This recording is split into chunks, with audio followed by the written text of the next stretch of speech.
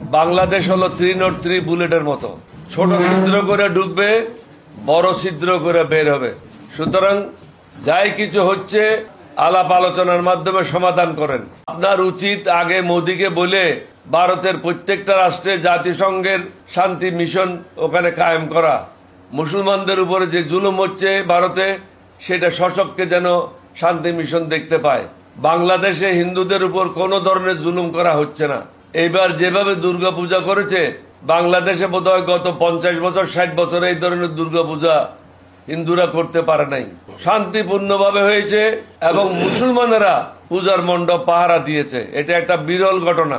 অথচ আপনারা মুসলমানদেরকে নামাজ পড়ার সময় পুলিশ দিয়ে লাথি দেন। বাংলাদেশে এই ধরনের ঘটনা কখনো ঘটে না।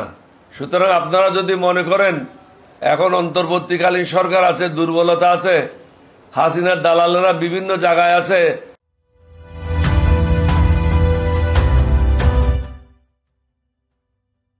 এটা ভাবা মোটেও সঠিক হবে না।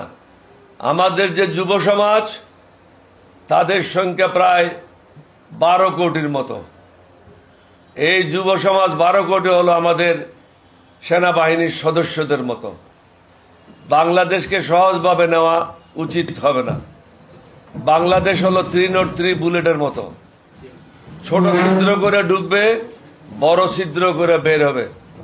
সুতরাং যাই কিছু হচ্ছে আলাপ আলোচনার মাধ্যমে সমাধান করেন এবং আপনাদের ইউটিউবারদেরকে বন্ধ করেন। বাংলাদেশের বিরুদ্ধে মিথ্যা প্রচারণা বন্ধ করেন। না হলে আমাদের পক্ষ থেকে আমাদের লোকদেরকেও আমরা বলবো, তোমরাও ভারতের বিরুদ্ধে প্রচারণা শুরু করো। তাহলে কি হবে? দুই দেশের মধ্যে উত্তেজনা হবে। দুই দেশের মধ্যে উত্তেজনা হলে আপনারা মনে করছেন বাংলাদেশ ছোট দেশ, কিন্তু বাংলাদেশের অনেক বন্ধু দেশ আছে যারা নিউক্লিয়ার পাওয়ার আছে। সুতরাং এত সহজভাবে জিনিসটা নেবেন না। It is unipolar world.